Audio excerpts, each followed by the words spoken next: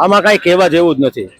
આ સંપ્રદાય શું છે, સંપ્રદાયના નામે શું શું ચાલી રહ્યું છે, બધાય જાણો છો કે એનું સ્વામિનારાયણ સંકુલ હોય, એની માની લ્યો કે જ્યાં શિક્ષણ ધામ છે એના શું શું કર્યું છે, કૌભાંડો એના જ બહાર આવે છે, બીજા ધર્મના તો કોઈ દી આવતા નથી. કૌભાંડો એના, એટલે એના વિશે બીજું આ એનું પહેલી વાર નથી. આની પહેલા એ હનુમાનજી વિશે પણ બોલી ગયા છે, શિવજી વિશે. અરે તમારા સહજાનંદ સ્વામી કે ઘનશ્યામ મહારાજ સર્વોપરી હશે તો તમે એના વખાણ કરો, પણ બીજાના રહેવા દો. તમે બીજાને નીચા દેખાડી અને તમને મોટા થવાની ટેવ છે, કુટેવ, એ કાઢી નાખો. દરેક વખતે માફી નહીં મળે.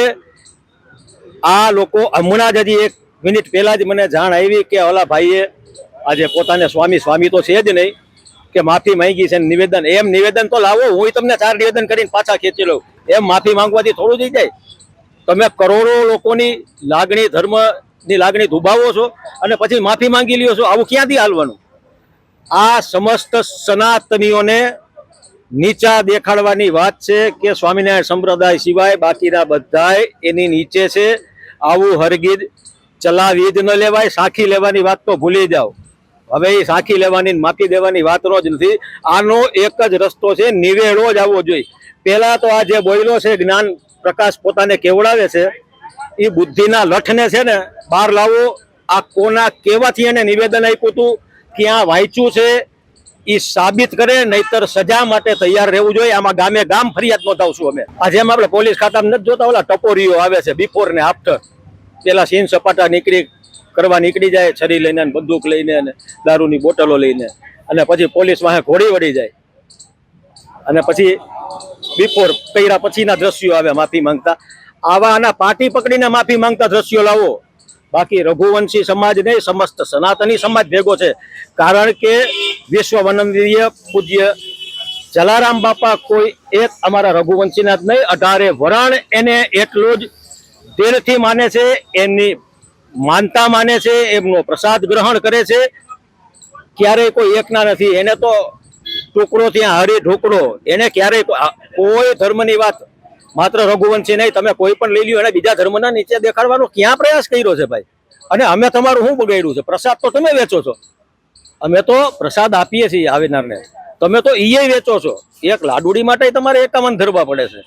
રહી ગયા હતા તો તમે હવે પ્રેમ વ્યતિના નામે દુકાનો, હોટલો ચાલુ કરી નાખી, અને એમાંય પાર્કિંગની જગ્યામાં. ખરેખર હવે આની આરટીઆઈઓ કરી અને આની બધી દુકાનો બંધ કરાવો. આની માટે લડત ચાલુ કરો. આ ક્યારેય સાખી લેવાની વાત નહીં. હવે પરચાની જ વાત આવવી જોઈએ. આમાં માંગણી કાંઈ નહીં, આને જાહેરમાં લાવો.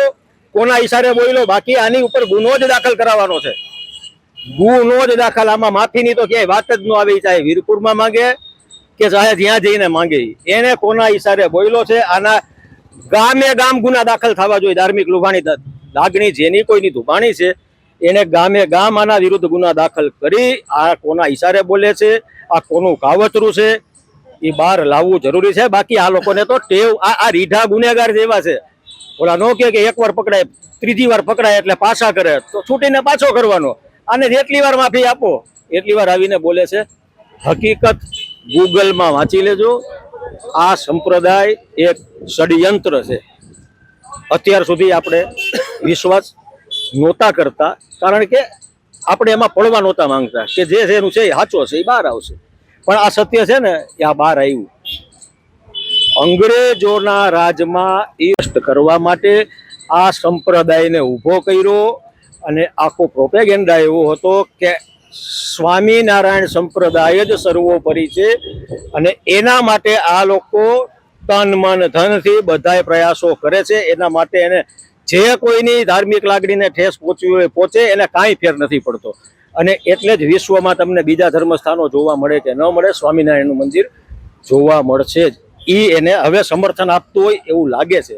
અને આ હું નથી કહેતો, ગૂગલમાં જે વાંચ્યું છે એ કહું છું, આ મારું નિવેદન નથી. પણ જે રસ્તે એ લોકો હાલે છે, તો હવે છે ને એનો જવાબ એના રસ્તે જ દેવાય. આપણે માફી માંગવાની વાતને માનતા નથી. ગુનો દાખલ થવો જોઈએ. તમે ગામે ગામ જોઈ લ્યો, જમીનો પચાપી પાડવાના કોના વિરુદ્ધ ગુના દાખલ થાય છે? સેક્સ કાંડ કોના બહાર આવે છે? કુંબળીભાઈના બાળકો સાથે સૃષ્ટિ વિરુદ્ધના કૃત્ય કરે છે, એની ફરિયાદો કોના વિરુદ્ધ થાય છે? બીજા કોઈ સંપ્રદાયમાં તો નથી જોઈ કે બીજા કોઈ ધર્મમાં નથી જોઈ. એમનામાં જ કેમ આવો બધો સડો ભર્યો છે? છતાંય તમે સર્વશ્રેષ્ઠ. અરે ભાઈ, તમે હશો તો તમારી પાસે રાખો. તમારા ધર્મને તમારે જ્યાં ઊંચાઈ ઉપર લઈ જાઓ સંપ્રદાયને, અમને કોઈ વાંધો નથી, પણ નળવાનું બંધ કરી દેજો. તમારામાં હિંમત હોય તો એક વખત બીજા ધર્મ વિશે બોલીને દેખાડો.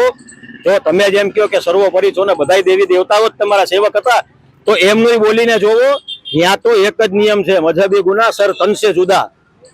એટલે નથી બોલતા. અહીંયા પોચું ફાડે છે કે હમણાં 5 જણાનું દબાણ આવશે, માફી માંગી લઈશું, વાત પૂરી થઈ ગઈ. વળી પાછું 6 મહિના થાય ત્યાં વળી બીજા એક ભગવાનને ઉપડશે. અરે આ તો શિકારી છે ધર્મના. લાગણી દુભાવવો એનો ધંધો છે. હવે આ સાંખી લેવાની વાત જ ન આવે, આને પરચા દેખાડવા જ પડે. ગામે ગામ ગુના દાખલ થવા જોઈએ અને દરેક સનાતનીઓએ એક થઈને આની વિરુદ્ધ હવે અવાજ ઉઠાવવો પડશે. સાંજ સમાચાર ફેસબુક પેજને લાઇક કરો, વિડીયો શેર કરો અને વધુ વિગતવાર સમાચાર માટે sanssamachar.net વિઝિટ કરો.